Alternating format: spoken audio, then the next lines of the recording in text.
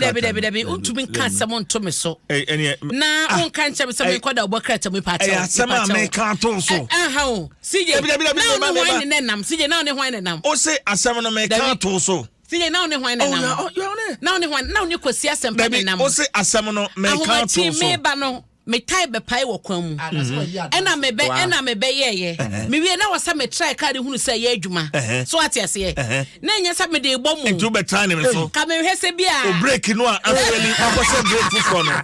wo be try break no am so abna asema me kan no in fact my fan issue pa ena me say na me bet what feel lane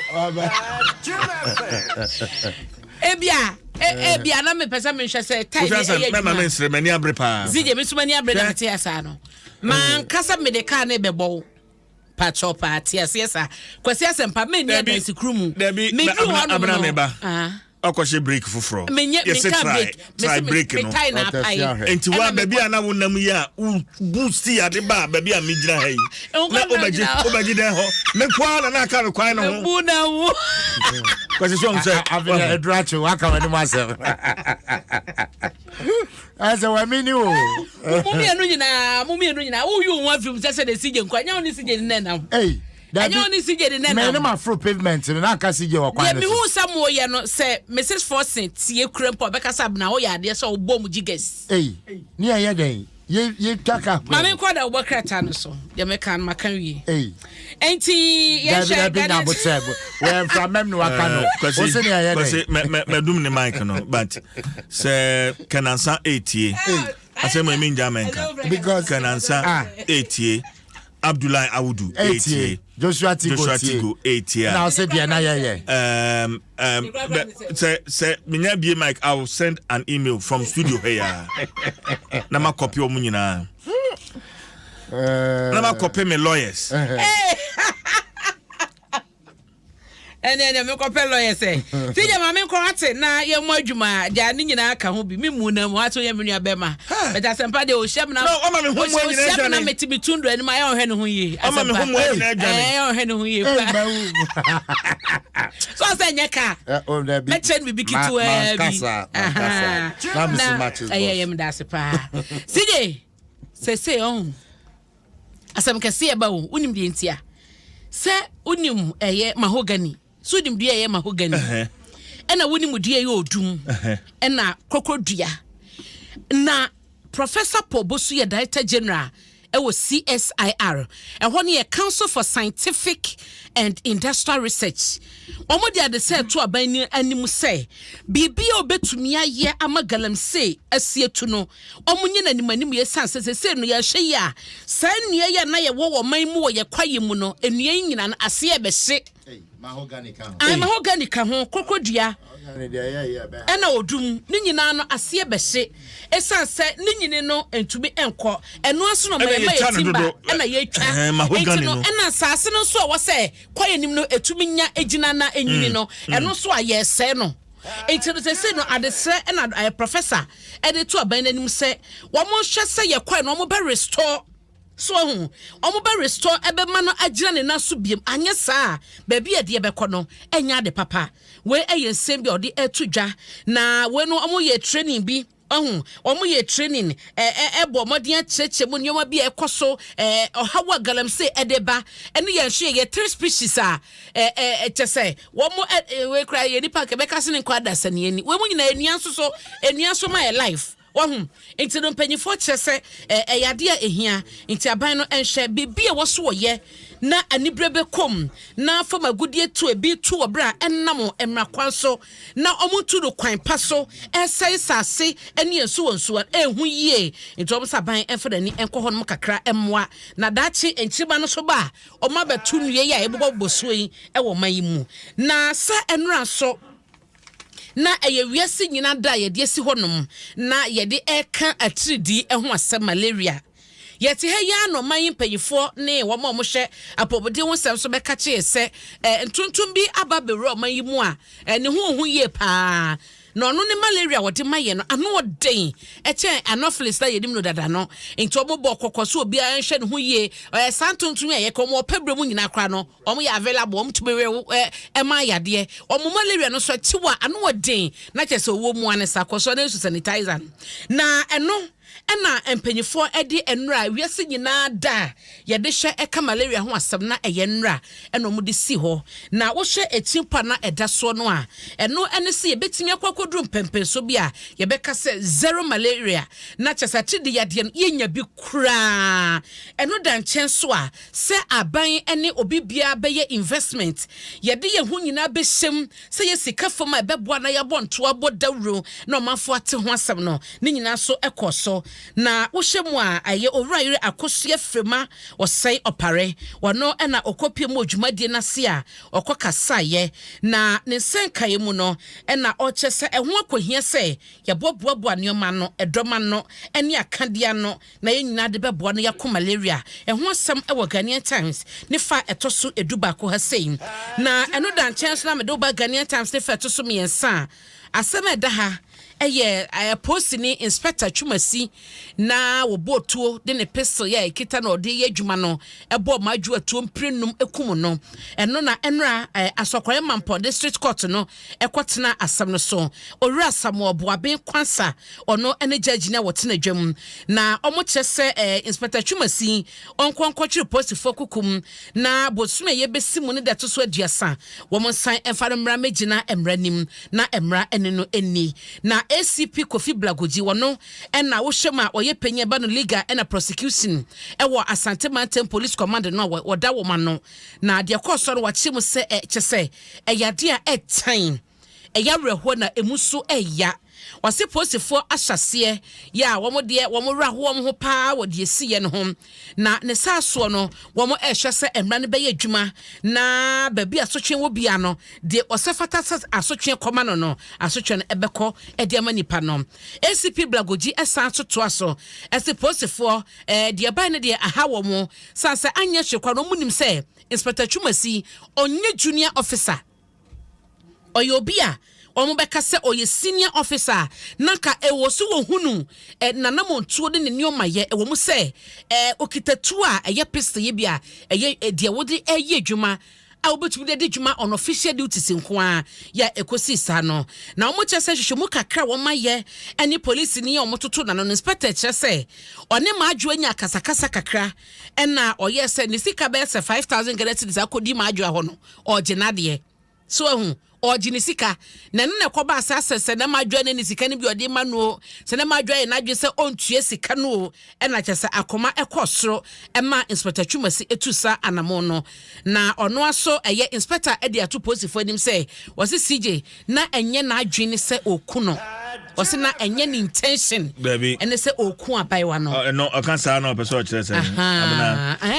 enne no na ye kan ha se enye wadwen no na ebi anka pe obo ba ko pe bi ne nan bi kura obo ni to ba ko bi mensa na epa na ekobo ni slim abena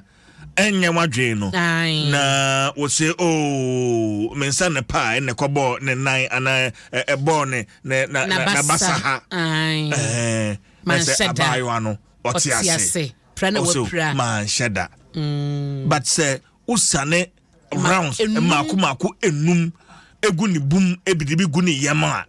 na se wo se wan sheda na eno no abra o se na nye ni nsusu ye ne se obeku no enti na officer obo ne peu but e be na o yes o prana na obedi ni dem abia bibisa emprenum na o se o ye ne den yesemo eno ho asem da ha enti ne enra boga ba court no boga ye loose abusuafo adofo kyese obi a wate asem ni bibia wote se ye de Inspector Chumasi ba sokore mampo district court no omunyina akobo semu wo hono ma na kyese obi e kohwe be ma wotumeni oba tena twempena ewie body to kunmu ya sei ne enra ajajo court ho sije ne se woni profosu ya kasa na se branch ne se sika 5000 o se gane de ne ka 5000 and she had refused to pay asa on peso betua te se madwa wo bi na on tua o se je me ne watwempena na ado sika ma me ana so wo je wade de amintua yetumi kasa ansem no ana se na madwa enni bia o de betua na o ye se dia o ma ne mre and ono ananim o so ono de ne madwa de ne ka o so wo gine sika madwa so on tua eno ana kyese de abufue baye enti inspector Twuma sinchemu a ode abanie ene akenkan bi de ama ono na akoto se won kotwirim mekoto ni ma bosome no ne da to so duasa on sanmra na akoto ntina asem no so ho asem da nim se Ashanti Regional Police Command no se yo mo kyese de aba ne de age wo musem wo mu di ya aye wo mu ya wo mu wura ho wo mo describe no as barbaric and amona inspector ni tu ye no to so mo de justice and wo mo pe nti ba bia emane da bia no wo mo de beto no pepepe abra se wo kai is legon issue bi e ba ya e trese opani bi ne yire Lilian Dejo Mekai Dejo ebeto dwa se oni ne kuro ne ko pia ne free abronsan so ebebo femo kai sa issue no ye bi sa issue ne ka sei akosi sei asemo issues no bebre na ho se IGP ba ye sa issue no akosi sei obe so ma sheda ate team omo ebehwe such cases bia unresolved no na oma de akia ye mu hwehwemu eno kra na nchen obeka so ka etakra de wonso so ye na ifa akwa bi okun kwada bi twetwa mu se fridge mu no sanse mi nyina ye hunu ni ti hunu ni nan Richard Apia enu nyina ena ye nkora no ai ebie eno ye bono area ho baby Ucho amode share free. De nkwada na kidnap wo na no so ekowi akira yekohunu omadan kasane ade ye se yi bi wo se ye akira pa bebre ye hunu de akosie ene bi to aso na airpile sije wakan wo se ye tu so na mo na police for no mayo emergency sese no omne samchofo ni twa kan say wo be friend so be cheche ne mamu dia ma so be gidi se bia ye pinche wo mo a de akosie no mo de ho asem beto yanim Ghanaian Times mu sam kakra omo dia ba no na omo chese May parade no Bolgatanga na wo mo ebehosi no ho asem eda eye Ghanaian Times de bokrata yanim na Uba Republic Presser womo so ebo amane ne Inspector Twuma si ne da ha ya waba na numu no wo hwe ne mfoni e da ha ya na kyese Twuma so fine mind so fine mind takun na da ha de da ha ya me de cancer mo de efe na nimu da ho hye ne che hye ne post atade be makatachi address wodi ne dwuma de odode na kɔwiewie ne ho asɛm the Republic Press de mabomu ama wo Ghanaian Times mu no ne nyina san Republic Press ha sei na a Greek minister was for no ehwe kuadwuma ensam so onmunyafo Brian the Champon okɔ abetifi abaton pesua so a wono na ye homra se bedwani na se ye kasei no wo di hyehyɛ gu akwa so a wone wo mo ka bie wom eba no kuadwuma wo mo a wo mo ehye ene nyina no stakeholders nyina no wonyo matena se edin komo ehye sinto ewo mu ne akwanya bebre no ewo mu ene de sector no so wode ma oman se oman no ebenya mu mfaso we ene ene sori adihunu ti a stakeholders wonyo masinkonya eto atwadwene ehye entoto ahodo a ebekoso no na womo ehye se womo ehye kind of value chain no achi so no nyoma ahodo se emo soya abro entos ena entakramo ya yakra kraba no ni nyina so ye niema bia onmunya for Brian Champon eni mpanyifo asinkonwan ehye no masusu ho adwene ho ahye ba bia bekwa kodru na ntos na baako se komesi je 5 cities tosu bako na ne yansa wo meko bisa yesa tin tomato kakraka no eno no entosa ya hyehye wo mu no se 70 Ghana ebi to no 65 cedis paint rubber crumple ne nam de wo honom no but the last time I me call Kroboduma se me ba no e kwan no so o ba bi and I'm so mean me sad them tie pa me two kwan ko outside the crowd and there we are the enti me do ho na me park won sa rubber paint rubber ya hyehye blue one me bisa no say 60 Ghana cedis na me say ache that nansen me call People's Forum me call Kroboduma say water Ghana water issue ya me call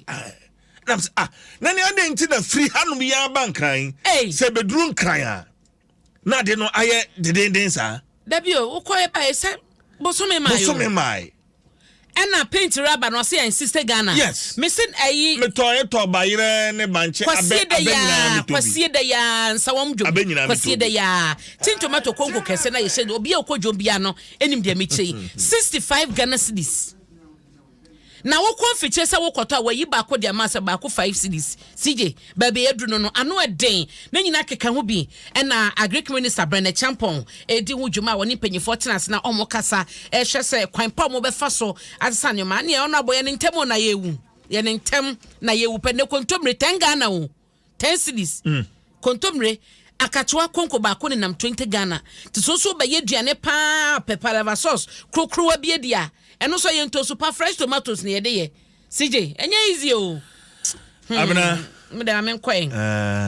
ejuma edin same jemfi so foni at the Republic Press anim ha say eno at the moment of truth abranti wakasaye ni nyina ya Professor Kwabena Frempong Boateng ne report abeto dwa ya chese indicti atitire bia ewo MPP amanyoko yimu a womo so womo ekutia ye galamse no womo asan twa womo ho eno ma chance asenafa ena omutu ede ye womo ho ye eno ene de ho asemaba same jemfi akasa wo hwema no amoye interview han ma ye papa Nelson the farmer po or no so appetition shraj eso munye mu hwehwe won kwade wa specific the opesa shraj ye mano eno dan chen so a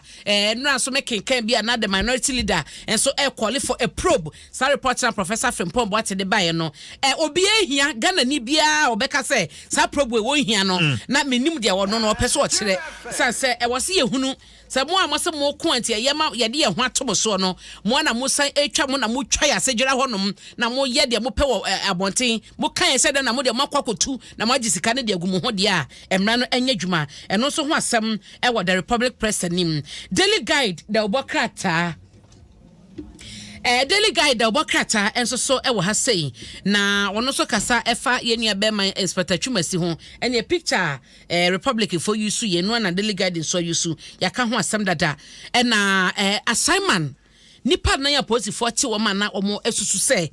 ye nua bema abamua imoro ya nipa bonfo bi kwachi na najo bru no kun no ne ade no wo mo chese court afri wom na ye mfri wom sa se wo mo ho atoma no ho asem wo da obokrata ne fa etoso enan wo Daily Guide mu tibe pacho won saka wo be kenkan bi ede amamme na CJ eno edan chen so a ye fa o koso no